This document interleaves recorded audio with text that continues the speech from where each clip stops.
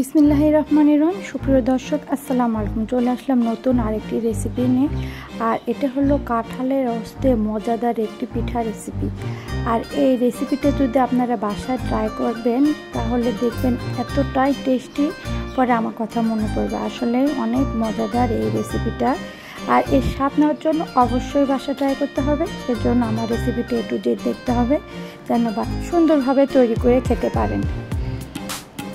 দেখুন, দেখতে কতটা লোভনীয় দেখাচ্ছে আর খেতে কিন্তু অনেক মজাদার। আমি মিথ্যা বলছি না, অবশ্যই 100% সত্য।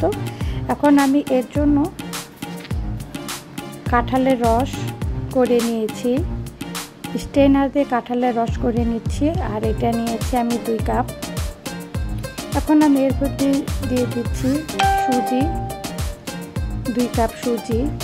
কাঁচা সুজিটা ইউজ করেছি আমি এখানে। এখন আমি এখানে দিয়ে দিচ্ছি 1 কাপ চালের আটা আর দিয়ে দিচ্ছি 1 কাপ চিনি দিয়ে ভালোভাবে মিশ্রণটা নেড়ে নিয়ে মেখে নিচ্ছি। আর এটা রেসিপিটা অবশ্যই আপনারা বাসায় তৈরি করে খাবেন, এতটাই টেস্টি হয়। আমি কালকে প্রথমবার তৈরি করেছি আর আপনাদের সাথে শেয়ার করলাম যে আসলে কতটা টেস্টি হয়। কাঁঠালের রস তো অনেকেই খেতে জানে না, কিন্তু এই রস দিয়ে যে এত মজাদার রেসিপি হয় সেটা আমি আপনাদের সাথে অবশ্যই শেয়ার করব।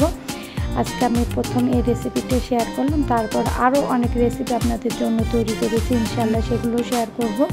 আর আমার রেসিপিগুলো যদি আপনাদের কাছে ভালো লেগে থাকে অবশ্যই আমার চ্যানেলটি সাবস্ক্রাইব করবেন, পাশে থাকা বেল আইকনটা কিন্তু অবশ্যই অল করে রাখবেন, তাহলে আমি যখনই কোনো ভিডিও আপলোড দিব সঙ্গে সঙ্গে আপনারা নোটিফিকেশন পেয়ে যাবেন আর সবার আগে আমার ভিডিওগুলো দেখতে পারবেন। আর আমি এখানে সামান্য আরেকটু চালের আটা দিয়ে দিলাম, 1 কাপ ইতিমধ্যে দিয়েছি। আর এখন দিচ্ছি সামান্য একটু।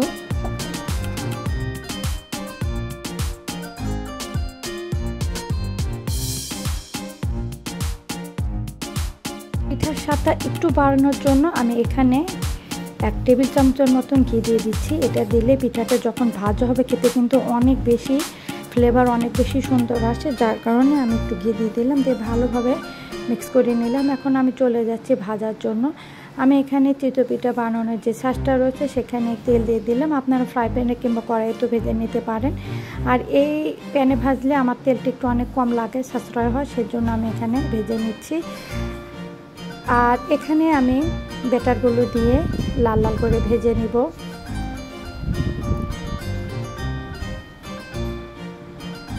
পিঠাগুলো ভাজার জন্য আমি এপিট ওপিট করে ভেজে নিচ্ছি লাল লাল করে, যেন পিঠাটা অনেক বেশি, এটা কিন্তু বেশি মচমচা হবে না আবার বেশি শক্ত হবে না, খেতে এত বেশি টেস্টি হয়, মনে হয় যে কেক খাচ্ছি সেরকম টেস্টটা আসে। ভাজাগুলো হয়ে গেছে, আমি সবগুলো এভাবে ভেজে নিয়ে তুলে নিব। আর আজকের রেসিপি আপনাদের কাছে কেমন লেগেছে আপনারা অবশ্যই বাসায় তৈরি করে খাবেন আর আমাকে অবশ্যই কমেন্ট বক্সে জানাবেন যে আপনাদের কেমন লেগেছে। তৈরি হয়ে গেল মজাদার কাঁঠালের রস দিয়ে মজাদার পিঠা। তো আজকের মতন এই পর্যন্ত, আবারও হাজির হয়ে যাব নতুন কোনো রেসিপি কিংবা ব্লগ নিয়ে। ততদিন পর্যন্ত আপনারা সবাই ভালো থাকবেন, সুস্থ থাকবেন, আমার জন্য দোয়া করবেন, আমি যেন আপনাদেরকে সুন্দর সুন্দর রেসিপি উপহার দিতে পারি। তো সবাই আমার জন্য দোয়া করবেন। আল্লাহ হাফেজ সবাইকে। আসসালামু আলাইকুম রহমতুল্লাহ।